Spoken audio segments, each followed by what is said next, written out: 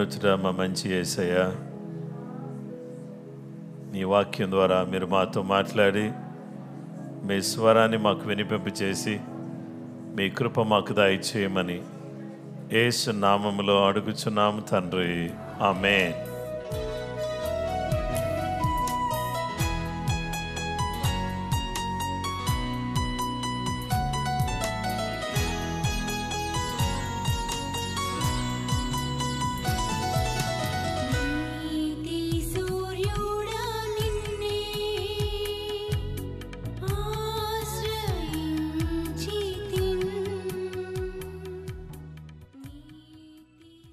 కీర్తి హల్లెలూయా గానం యేసు నామం మధురమిదే అనే పాట పాడతామండి.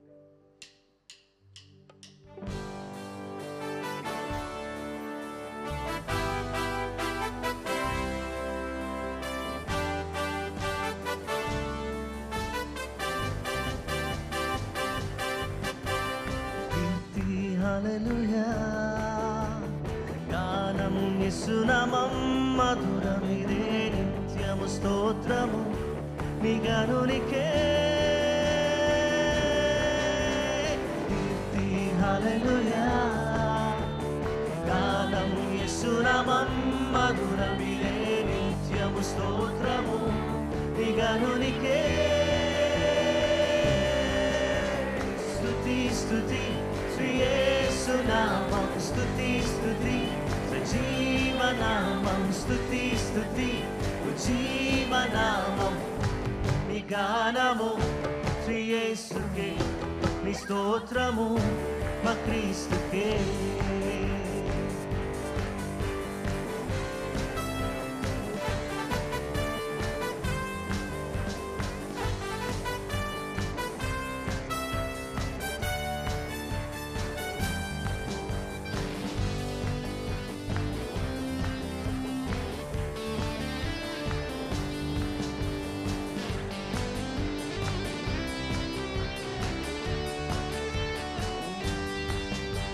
ప్రయాసే లేదుగా ఈసే తోడుగా, మాతో నడువగా భయమే లేదుగా.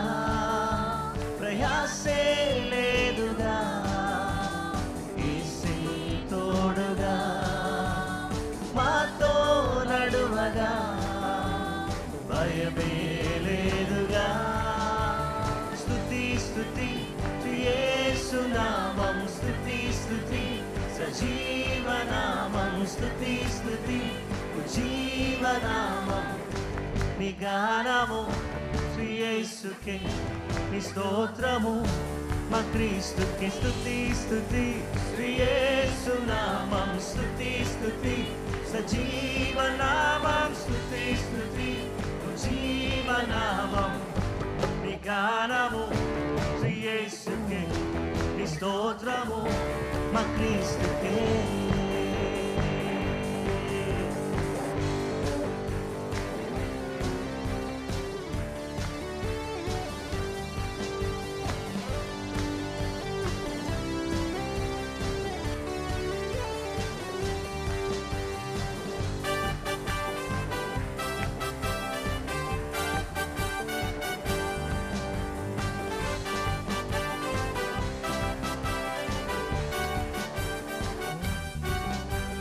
క్రీస్తుని వేడగా మార్గము తానెగా, సత్యము రూఢిగా జీవము నీయగా.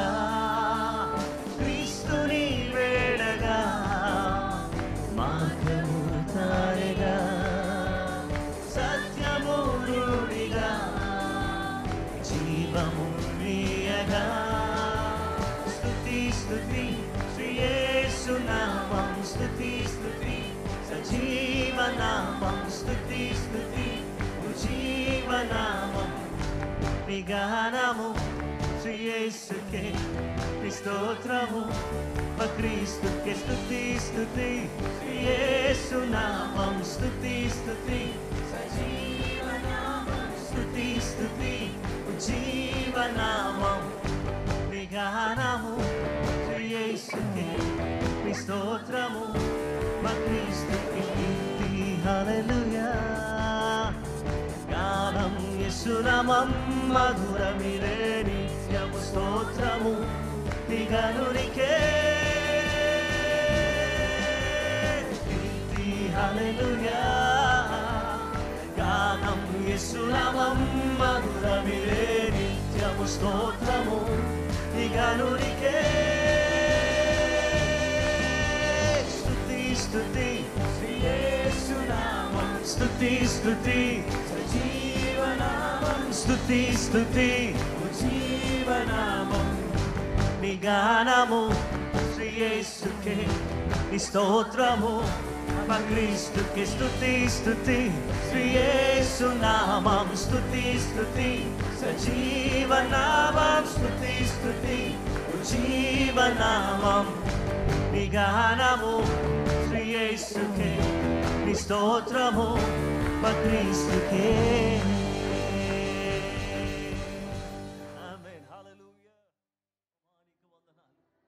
హల్లెలూయా హల్లెలూయా. దయచేసి మీరు ఎక్కడున్నా సరే మన రెండు చేతులు ఆయన మేము చాపి దేవా మీకే ఆరాధన మీకే ఆరాధన. We worship you Lord. యేసయ్యా మీకు స్తోత్రం.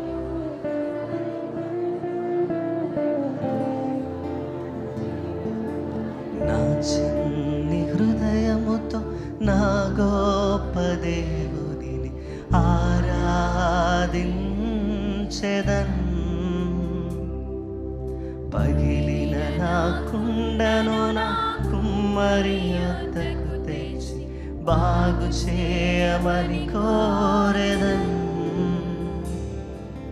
నా చిన్ని హృదయముతో నా గొప్ప దేవుని ఆరాధించెదన్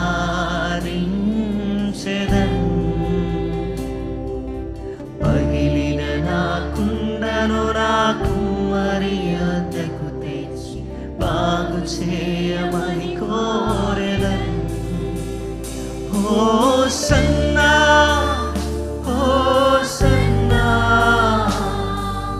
యూదుల రాజుకే హోసన్నా హోసన్నా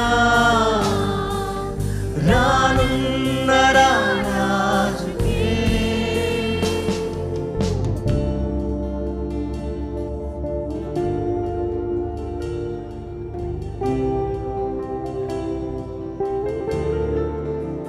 యేసయ్యా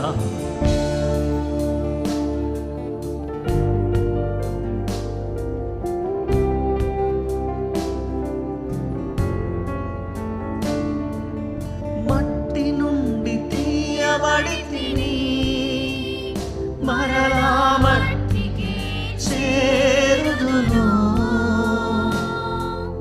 మట్టి నుండి తీయబడి తిని మరలా మట్టికి చేరుదును మన్నైన నేను మహిమగా మారుటకు నీ మహిమను విడచితివే మన్నైన నేను మహిమగా మారుటకు నీ మహిమను విడచితివే హోసన్నా హోసన్నా యూదుల రాజుకే హోసన్నా హోసన్నా హోసన్నా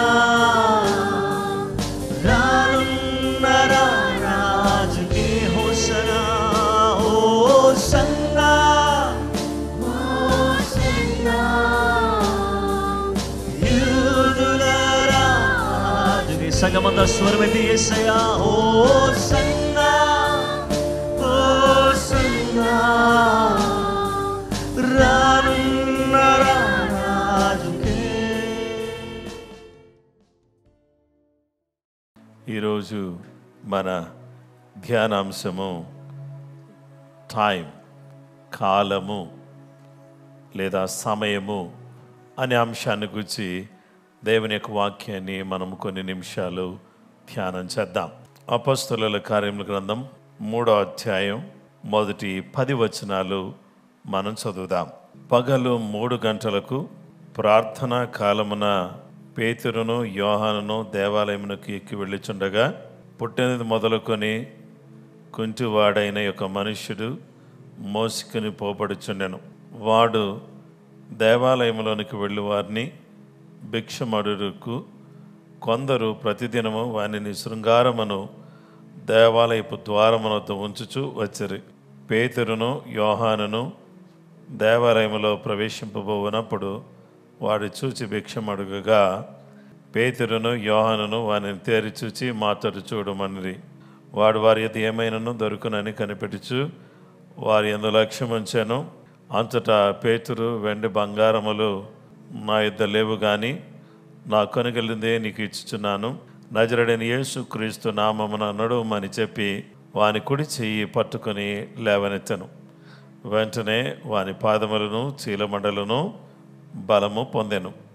వాడు దిగ్గున లేచి నిలిచి నడుచుచు గంతులు వేయచ్చు దేవుని స్తుతించుచు వారితో కూడా దేవాలయంలోనికి వెళ్ళాను.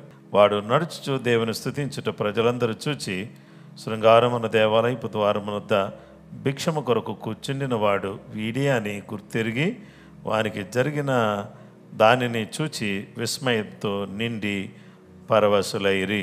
ఇక్కడ శృంగారము అనే దేవాలయం దగ్గర పుట్టినది మొదలుకొని కుంటివాడైనటువంటి ఒక మనుష్యుడు మోసుకుని వచ్చి అక్కడ పెట్టబడుచున్నాడు.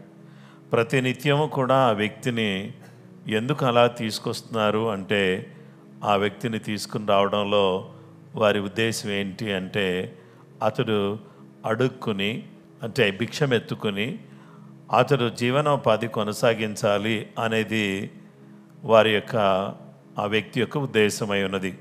మనము ఈ కాలము అనే అంశములో మొదటిగా మనం నేర్చుకునే విషయం ఏంటంటే ప్రార్థనా కాలము, ప్రేయర్ టైం.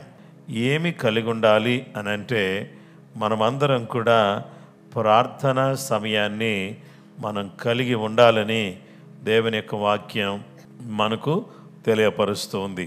ఇక రెండో విషయం ఏంటంటే ఆపత్కాలము. ప్రార్థనా కాలము, రెండవ కాలము ఆపత్కాలము, టైమ్ ఆఫ్ ట్రబుల్. 27వ కీర్తన 5వ వచనంలో ఆపత్కాలమున ఆయన తన పర్ణశాలలో నన్ను దాచును, తన గుడారపు మాటున నన్ను దాచును, ఆశ్రయ దుర్గమ మీద ఆయన నన్ను ఎక్కించును. For in the time of trouble he shall hide me in his pavilion, in the secret place of his tabernacle he shall hide me, he shall set me high upon a rock. ఈ ఆపద సమయాల్లో దిక్కు తోచని పరిస్థితి, ఏమి చేయాలో అర్థం కాని పరిస్థితి, మనసంతా కూడా వ్యాకులము చెందిన పరిస్థితి, మనసంతా కూడా ఎంతో వేదనకు గురైనటువంటి పరిస్థితి. ఆపత్కాలమున మనల్ని తన పర్ణశాలలో దాచేటటువంటి దేవుడుగా ఉన్నాడు. ఇక మూడవ విషయం ఏమనగా దర్శన కాలము. దర్శన కాలము, టైమ్ ఆఫ్ విజిటేషన్. లూకాసు వార్త 19వ అధ్యాయం 43-44 వచనాలు. ప్రభువు నిన్ను దర్శించిన కాలము నీవు ఎరుగకుంటివి గనుక నీ శత్రువులు నీ చుట్టూ గట్టు కట్టి ముట్టడి వేసి అన్ని ప్రక్కలను నిన్ను అరికట్టి నీ లోపలనున్న నీ పిల్లలతో కూడా నిన్ను నేల కలిపి నీలో రాతి మీద రాయి నిలిచి ఉన్నని అని దినములు వచ్చునని చెప్పాను. దేవుని బిడ్డలారా, ఈరోజు మనమందరం కూడా తెలుసుకోవాల్సిన విషయం ఏంటంటే యెరూషలేము దేవుడు దర్శిస్తున్న కాలాన్ని గుర్తుపట్టలేకపోతూ ఉంది. ఇక్కడికి వచ్చిన మీరు కూడా చాలాసార్లు దేవుడు ఎన్నో రీతులుగా దేవుడు ఏం చేస్తూ ఉంటాడంటే దర్శిస్తూ ఉంటాడు. దేవుడు వాక్యం ద్వారా దర్శిస్తాడు, దేవుడు కళల ద్వారా దర్శిస్తాడు, దేవుడు ప్రవచనాల ద్వారా దర్శిస్తాడు, దేవుడు దైవజనులు చెప్పే మాటల ద్వారా దర్శిస్తాడు. కొన్ని సందర్భాల్లో మన ఇంట్లో ఉన్న పిల్లల ద్వారానే మన దేవుడు దర్శిస్తాడు. కొన్నిసార్లు మన భర్త ద్వారానో, భార్య ద్వారానో, అన్నదమ్ముల ద్వారానో, అక్క చెల్లెల ద్వారానో, ఎవరో ఒకరి ద్వారా, వాళ్ళు బిలీవర్స్ అయ్యే ఉండక్కర్లేదు, దేవుడు వాళ్ళను కూడా వాడుకుని మనల్ని దర్శిస్తాడు. దర్శించినప్పుడు దాన్ని మనం గుర్తుపట్టాలి.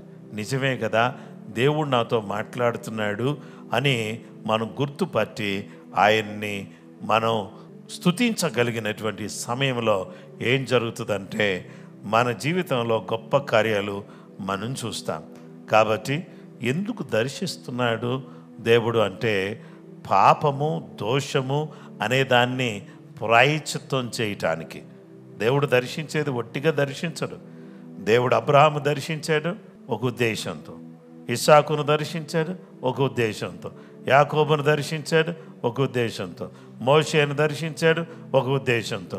కాబట్టి దేవుడు నిన్ను నన్ను మనల్ని దర్శిస్తున్నాడు ఈరోజు ఒక ఉద్దేశంతో, ఒక సంకల్పంతో, ఒక ఆలోచనతో. దేవుడు మనల్ని ఏం చేస్తున్నాడంటే దర్శిస్తున్నాడు.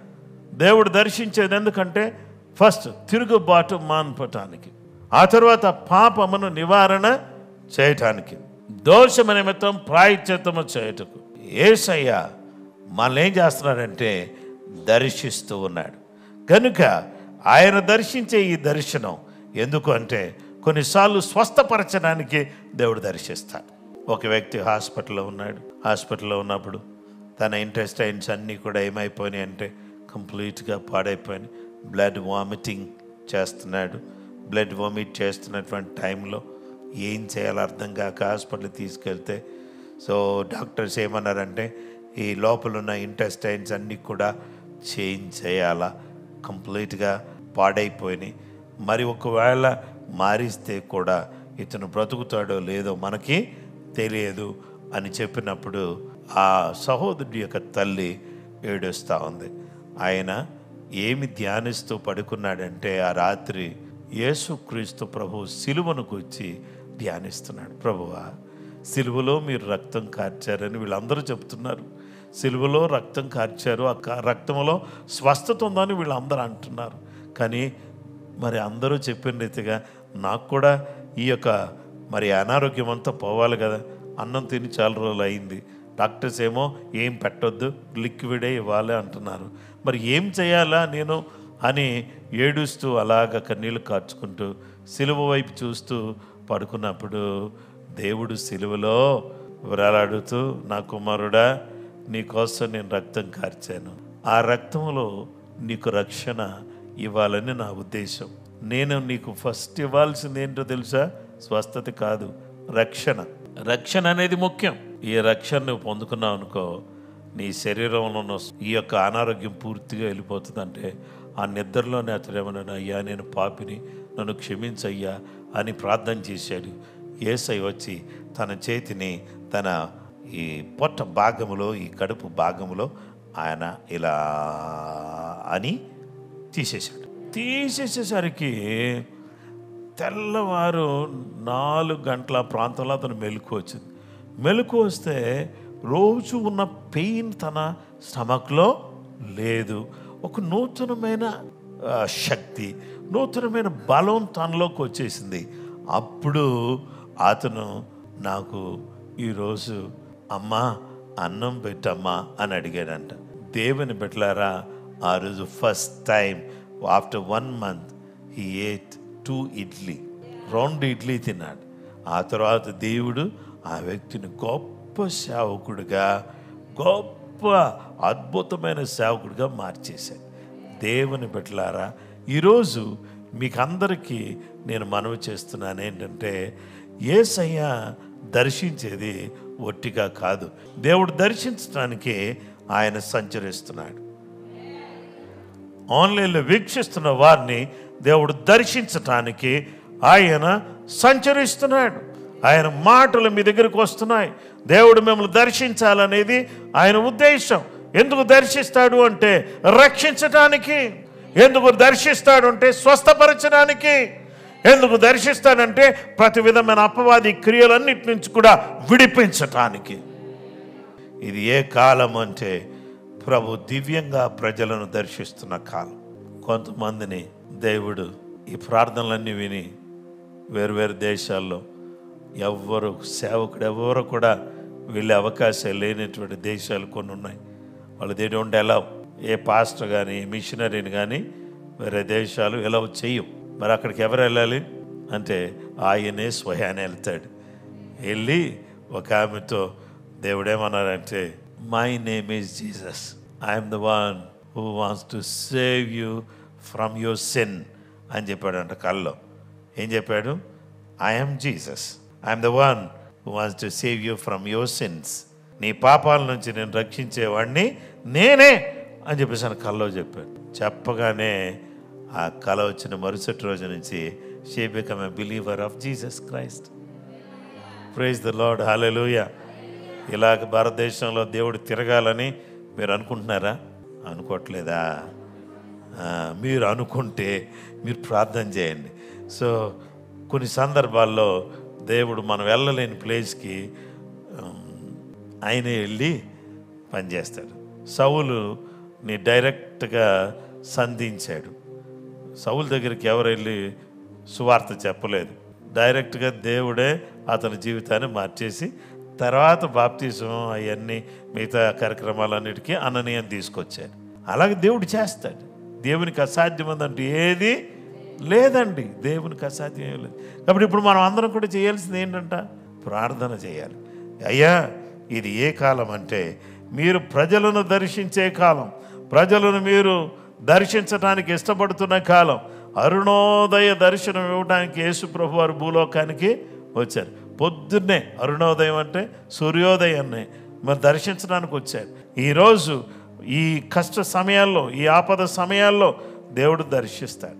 అందుకనే యెహోవా మీకు దొరుకు కాలమందు ఆయనను వెదుకుడి, ఆయన సమీపములో ఉండగా ఆయనను వేడుకొనుడి అని యెషయా 55:6 మనం చూడవచ్చు.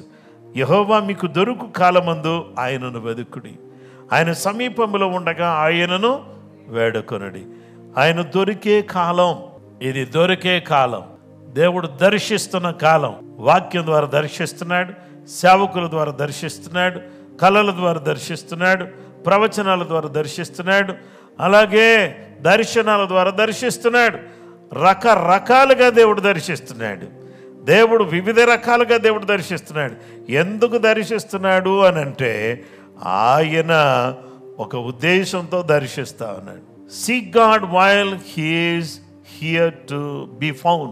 Pray to him while he is close at hand.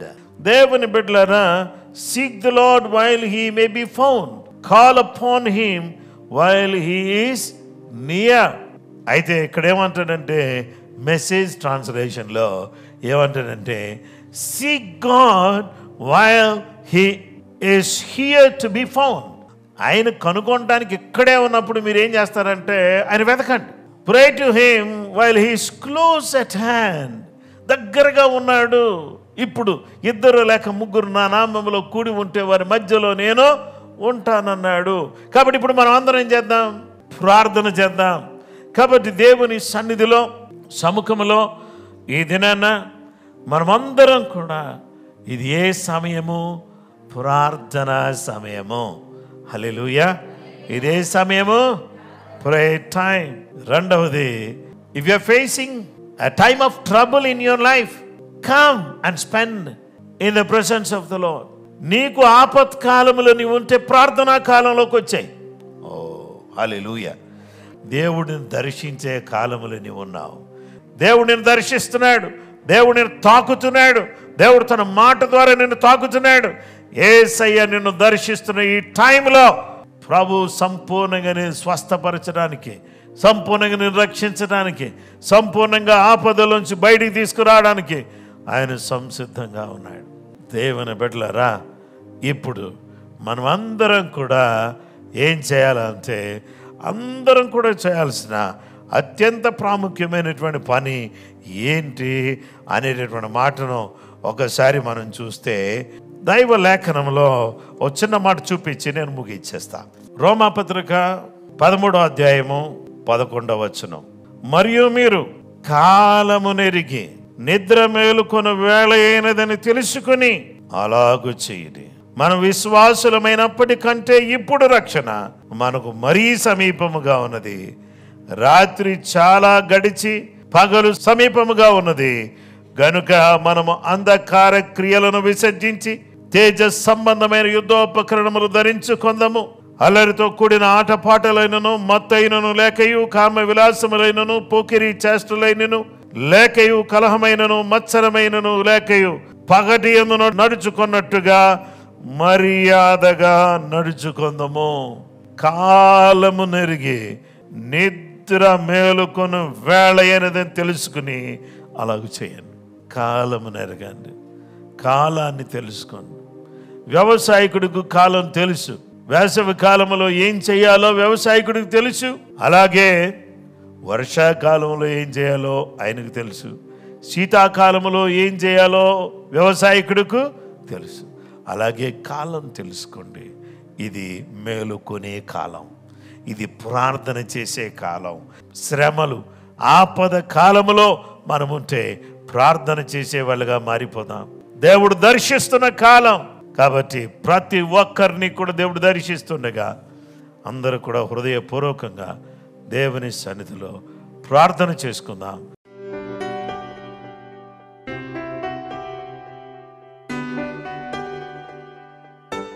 యేసయ్యా, ఆశ్రయ దుర్గము నీవే, శక్తి గల దేవుడు చేసే దేవుడము నీవే. నాడు పక్షవాయువు కలిగి కుంటి వాడిని నడిపించగలిగిన వాడా నీకు స్తోత్రం చెల్లిస్తున్నా. ఆపత్కాలములో వాడానికి వందనాలు చెల్లిస్తున్నా. యేసు నీకు స్తోత్రం. దర్శన కాలములో నీ బిడ్డలను దర్శించే దేవానికి స్తోత్రం. ప్రతి బిడ్డను దర్శించు, ప్రతి బిడ్డను దర్శించు, ప్రతి కుటుంబాన్ని దర్శించు. అనేక మంది జీవితంలో గొప్ప వెలుగు వచ్చును గాక, గొప్ప నెమ్మది వచ్చును గాక, గొప్ప సమాధానం వచ్చును గాక. ప్రతి విధమైనటువంటి బలహీనతను తొలగిపోవును గాక, ఆర్థిక ఇబ్బందులు తొలగిపోవును గాక, కుటుంబ సమస్యలు తొలగిపోవును గాక, ప్రతి విధమైన చీకటి క్రియలన్నీ దూరమవును గాక. యేసు నామములో అడుగుచున్నాము తండ్రి, ఆమేన్.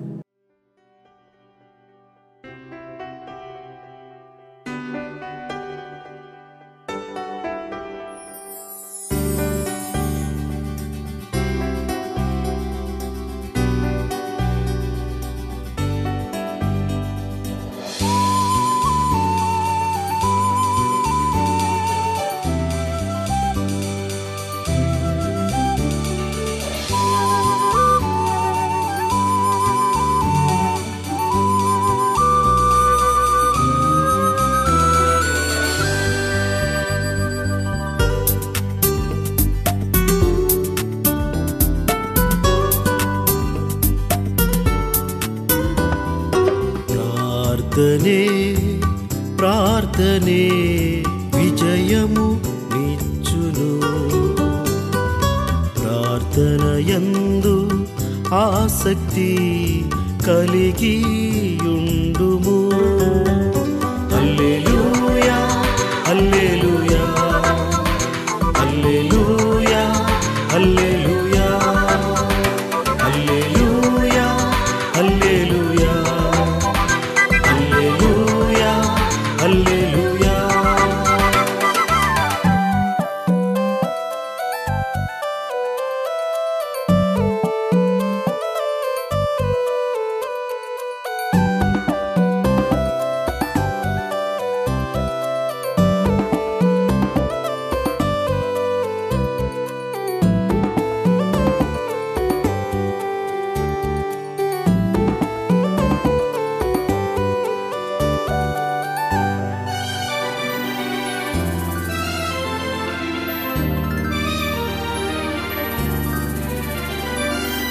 పెనూయేలులో యాకోబు ప్రార్థించగా కన్నీటిని తుడిచి ప్రభువు దీవించెగా.